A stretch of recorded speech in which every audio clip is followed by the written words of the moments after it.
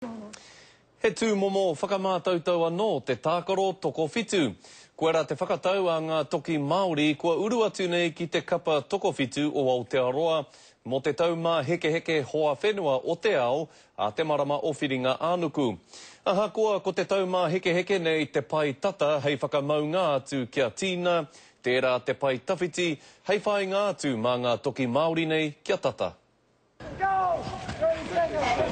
Koe pua te tinana, werohia te hinengaro. Nei rā te hokinga mai o Jose Gia ki te kapa toko whitu o Aotearoa.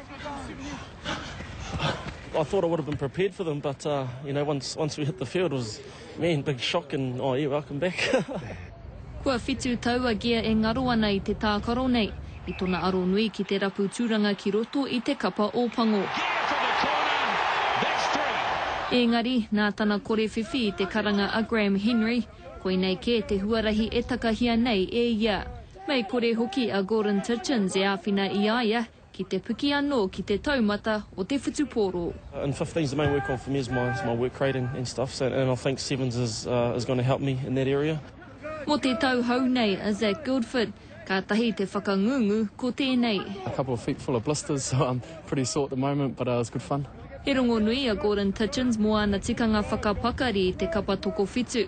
Nōna ka puta te hiranga o te tangata. I'm trying to get them up there, a crash course I suppose, and get into that 7s condition level they need to be at. He whetū maiangi ia, he parirau mo tana kapa arohe. I roto hoki ia i te kapa o Pango i tēnei tau.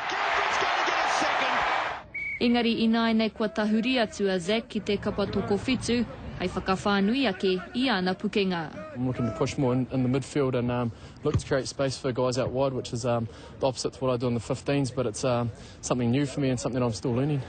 Ko wai atu i te tau tōhito nei a Eric Rush hei tuku iho i o na mātauranga. E rua hoki ngā mētara kaura i mauake i tōna kapa toko whitu i te taumā heke heke hoa whenua. No one else has won the gold medal, so I hope these boys carry it on. Bit of pressure. But that's what it's all about, I guess.